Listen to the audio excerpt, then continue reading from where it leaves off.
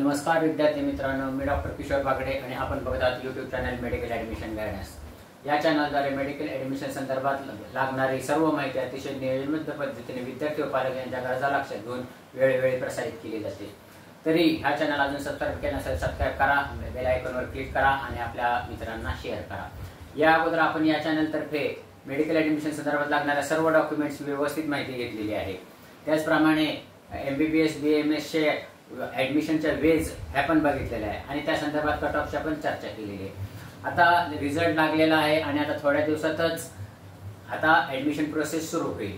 पहिल्यांदा all India कोटाची सुरू होती, नंतर स्टेट कोटाची होती। अल्टरनेट राऊंड्स असतात। पहिला राऊंड ऑल इंडिया कोटा जातो, मग पहिला राऊंड स्टेट कोटा जातो, नंतर पहिला राऊंड दुसरा राऊंड ऑल इंडिया कोटा जातो, दुसरा राऊंड स्टेट कोटा जातो, असं अल्टरनेट असतात।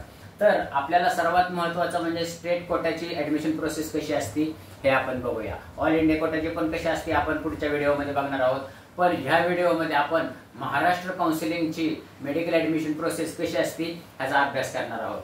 तर आपला विषय आहे स्टेट 85% ॲडमिशन प्रोसेस। सर्वप्रथम नोटिफिकेशन येणार आहे। नोटिफिकेशन आल्यानंतर पहिल्यांदा आपल्याला काय करायचं आहे, रजिस्ट्रेशन, नंतर ॲप्लिकेशन, नंतर त्यानंतर येणारे मेरिट आपण ते नंतर बघूया। तर सुरुवातीला नोटिफिकेशन आल्या रजिस्ट्रेशन आपण करताना काय काय करावं लागतं, तर त्याच्यामध्ये रोल नंबर टाकावा लागतो। रोल नंबर टाकल्यानंतर आपला नीटचा ॲप्लिकेशन फॉर्म टाकावा लागतो।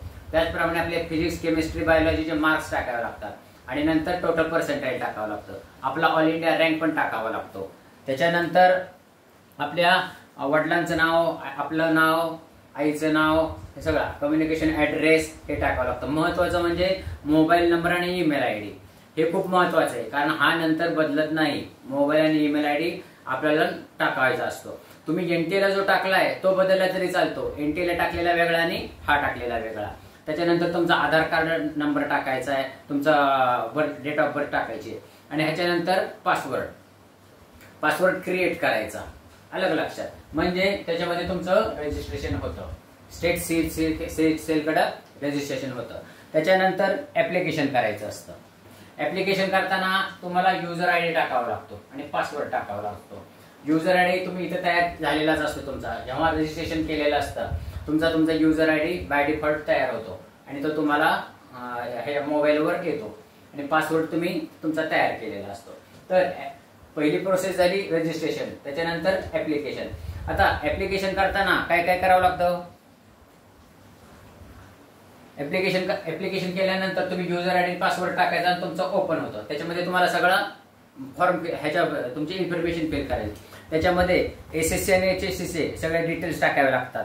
त्याच्याप्रमाणे रिझर्वेशनचे डिटेल्स टाकावे लागतात, OBC SC ST ओपन किंवा EWS, आता नवीन आलेले SCBC हे टाकावे लागतात। तसे तुमची लँग्वेज वगैरे, इयर ऑफ पासिंग, तुमचे मार्क्स हे टाकायचे असतात।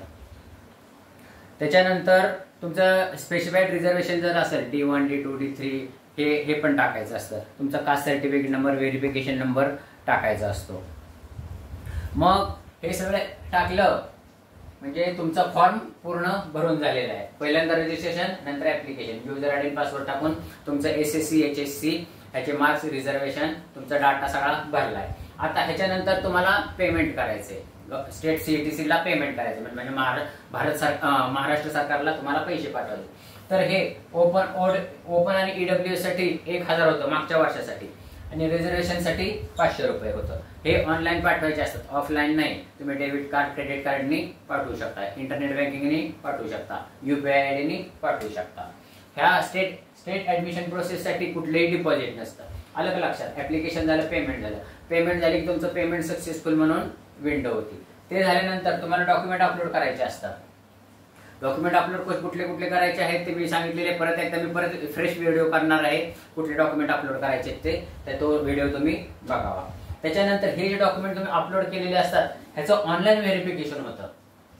स्टेट CET सेलकडून तुम्ही जे डॉक्युमेंट अपलोड केलेले आहेत त्याचं ऑनलाईन व्हेरिफिकेशन होतं आणि तुमचा जे काही प्रोफाईल असतो, प्रोफाईलमध्ये तुम्हाला ते हिरवा टिक मार्क येतो, हिरवे, आणि आपल्याला वेळोवेळी आपल्याला बघावं लागतं युजर ID पासवर्ड टाकून आपले डॉक्युमेंट व्हेरिफिकेशन झाले का नाही। मग जर समजा काही क्युरी असेल तर तिथं क्युरी क्वेश्चन मार्क येतो आणि तुम्हाला मोबाईलवर आणि ईमेल आयडीवर SMS पण येतो की तुमचे ह्या डॉक्युमेंट प्रॉब्लेम आहे, त्या डॉक्युमेंट प्रॉब्लेम. तुम्ही अलर्ट राहायचं. म्हणून तुमचा मोबाईल नंबर व्यवस्थित असणं महत्वाचं आहे, ईमेल आयडी व्यवस्थित असणं महत्वाचं आहे. झालं, पेमेंट झालं, डॉक्युमेंट अपलोड झालं, व्हेरिफिकेशन झालं, म्हणजे पहिली प्रोसेस संपलेली आहे. म्हणजे तुमचं सीईटी महाराष्ट्र सरकारकडे म्हणजे महाराष्ट्र सीईटी सेलकडे नाव नोंदणी झालेली आहे. हे झाल्यानंतर महाराष्ट्र सरकार मेरिट लिस्ट लावतं, म्हणजे प्रोव्हिजनल मेरिट लिस्ट. आणि ह्याच्यामध्येच तुम्हाला SML मिळतो. SML म्हणजे काय? State merit list number. म्हणजे महाराष्ट्रामध्ये तुमचा कितवा नंबर आहे. आता धरून चालू आपला 1000 SML आहे. ह्याचा अर्थ काय होतो? आपल्या पुढे 999 मुलं आहेत. अलग लक्षात. आणि जर समजा कॅटेगरी रँक आपण धरून चालू, कॅटेगरी रँक हा 800 आहे, तर तुमच्या कॅटेगरीमध्ये तुमच्या पुढे मुलं किती आहेत? 799. ह्याच्यावरून आपल्याला SML मिळतं. ह्याच्यावरून आपल्याला कुठे ऍडमिशन मिळू शकतं हे कळतं. अलग लक्षात. मेरिट लिस्ट लागल्यानंतर आपल्याला प्रेफरन्सेस भरावे लागतात. प्रेफरन्स लिस्टचे नोटिफिकेशन येतात. प्रेफरन्स म्हणजे जे चॉईस फिलिंग, म्हणजेच आपल्या सर्वसाधारण भाषेत झाले म्हणजे कॉलेज फिलिंग. मेरिट लिस्ट लागल्यानंतर प्रेफरन्स फिलिंग असते. म्हणजे प्रेफरन्स फिलिंग, चॉईस फिलिंग आणि कॉलेज फिलिंग हा एकच आहे. ह्याच्यासाठी मी स्वतंत्र व्हिडिओ करणार आहे, तो तुम्ही स्वतंत्र व्हिडिओ करा. ह्याच्यामध्ये कसे ग्रुप असतात, कसं असतं ते आपण नंतर बघा, कारण ह्या व्हिडिओमध्ये खूप मोठा होईल. प्रेफरन्स फिलिंग साठी मी वेगळा व्हिडिओ करणार, तो बघा. प्रेफरन्स फिलिंग झाल्यानंतर काही दिवसांनी पहिली सिलेक्शन लिस्ट लागते. First selection list is declare by the Maharashtra cell आणि ह्याच्यामध्ये तुम्हाला कॉलेज अलॉट होतं. अलग लक्षात. तर ही पहिली प्रोसेस झालेली आहे मुलांना. आणि फर्स्ट सिलेक्शन लिस्ट नंतर काय करायचं ते नंतर सांगू. आपण एक 5 मिनिटांमध्ये गोषवारा घेऊ आणि हा व्हिडिओ संपू. आता थोड्या दिवसामध्ये नोटिफिकेशन येईल. नोटिफिकेशन आले की तुम्हाला रजिस्ट्रेशन करायचंय. रजिस्ट्रेशन केले की ऍप्लिकेशन फॉर्म करायचंय.